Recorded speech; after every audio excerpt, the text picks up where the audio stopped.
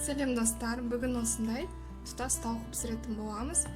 Өте керемет, әдемі, дәмді болып шықты. Орысша айтқанда сочный болып шықты. Менімен бірге болыңыздар. Ең алдымен тауықты жақсылап жуып алу керек. Содан соң жуып болған соң, оны құрғақ сүлгімен жақсылап кептіреміз.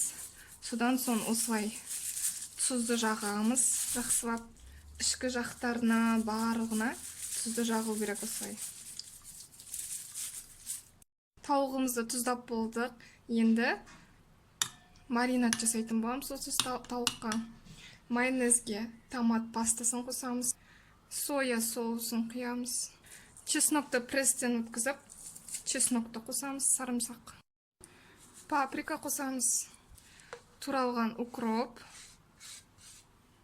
Және бал қосып, барлығын жақсылап араластырамыз.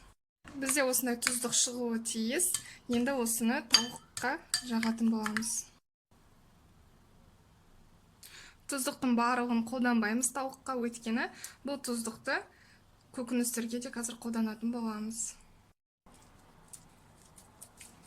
Ішкі жағын, барлық жерін осы маринадтаймыз.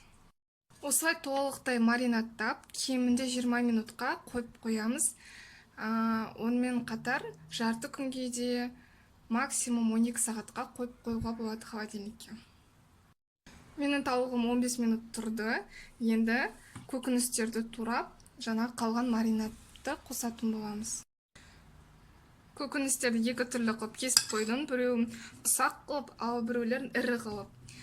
Ұсақтарын тауықтың ішіне саламыз, ал ірілерін осы противинге тауықпен бірге пісіретін боламыз.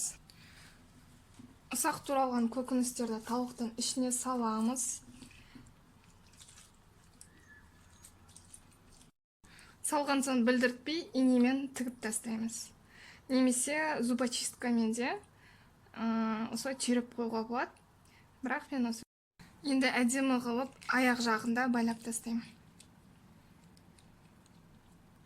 Мен қалған көкөністерді қалған маринадпен жағып, осы противинге салдым. Енді осы противинді 190 градуста 1 сағат пісіретін боламыз. Кейін 1 сағаттан соң 200 градусқа көтеріп, 30 минут пісіреміз дағы. Міндетті түрде қызып тұрған духовкада пісіреміз. Енді ашып қараймыз.